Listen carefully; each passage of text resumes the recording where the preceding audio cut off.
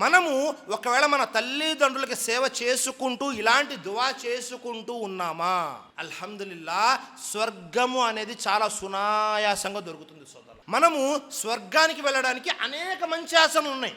అన్నిటికంటే ఉత్తమమైంది, అన్నిటికంటే సులువైన ఆచరణ ఏదైనా ఉంది అంటే మనకు కళ్ళ ముందున్న మన తల్లిదండ్రులకు సేవ చేసుకుని వెళ్ళడమే. బనీ ఇస్రాయిల్లో ఒక సంఘటన జరిగింది.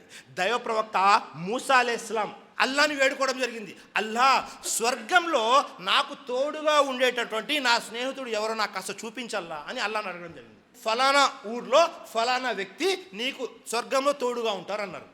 మూసా అలైహిస్సలాం ఆ ఊరు వెళ్ళారు. ఆ వ్యక్తి ఎవరో కనుక్కున్నారు. ఆ వ్యక్తి ఎవరు అంటే ఒక కసాయి, మాంసం కొట్లో పనిచేసేవాడు ఉంటారు కదా, ఆ మాంసాన్ని కొట్టి మాంసాన్ని అమ్మేటటువంటి వాడు. మూసా అలైహిస్సలాం ఆశ్చర్యంగా చూస్తున్నారు. స్వర్గంలో నాకు తోడుగా ఈ మాంసం కొట్లో పనిచేసే వ్యక్తి ఉండేది అని, ఈ వ్యక్తి ఏం చేస్తాడా అని ఆ వ్యక్తిని చూస్తున్నారు. ఆయన పొద్దున్న నుంచి మధ్యాహ్నం వరకు ఆ మాంసం కొట్లో మాంసం కొట్టారు, అమ్మారు, ఆ డబ్బులు తీసుకున్నారు. ఇంకా చివరిలో ఏం చేశారు, కాస్త మాంసం తీసుకొని జాగ్రత్త చేసుకొని ఇంటికి వెళ్ళారు. తన స్వహస్తాలతో వండారు. వండి ఆ ఇంటిలో వృద్ధురాలైనటువంటి ఒక ముసలావిడ ఉంది. ఆవిడ ఎవరు అంటే ఈ మాంసం కొట్లో పనిచేసేటటువంటి వ్యక్తి యొక్క తల్లి. ఆమెను బయటికి తీశారు.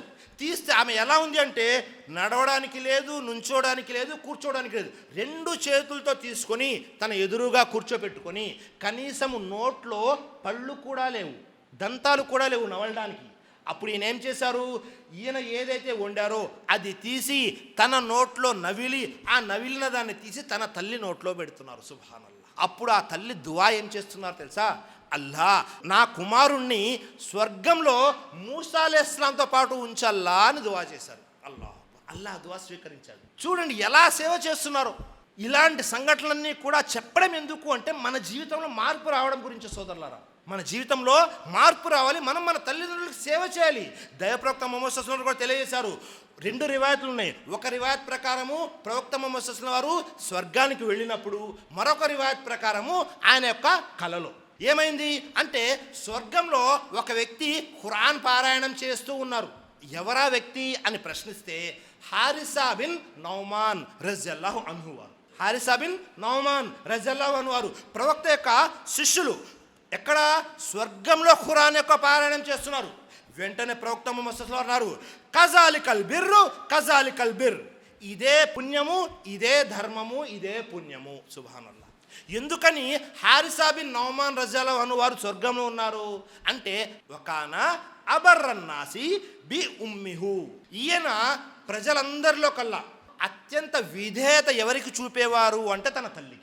తన తల్లికి అత్యంత విధేయుడిగా ఉన్నారు. ఎవరు? హారిసా బిన్ నౌమాన్ రజియల్లాహు అన్హు. ఇంకా ఇహలోకంలో ఉన్నారు. ఆయన స్వర్గవాసి అని దైవప్రవక్త ముహమ్మద్ సల్లల్లాహు అలైహి వసల్లం తెలియజేశారు. స్వర్గంలో ఖురాన్ చదివే పారాయణం చేసేటటువంటి అవకాశం, ఇహలోకంలో తల్లిదండ్రులకు సేవ చేసుకొని. మరి మీరు నేను తల్లిదండ్రులకు సేవ చేసుకొని స్వర్గంలో హారిసా బిన్ నౌమాన్ రజియల్లాహు అన్హు వారితో ఉండాలా వద్దా? ఉండాలి. అంటే మనం మన తల్లిదండ్రులకు సేవ చేసుకోవాలి సోదరులారా. ఒకవేళ తల్లిదండ్రులకు సేవ చేసుకోలేకపోయాము అంటే మనం స్వర్గానికి వెళ్ళడం అనేది అంత సునాయాసంగా జరగదు.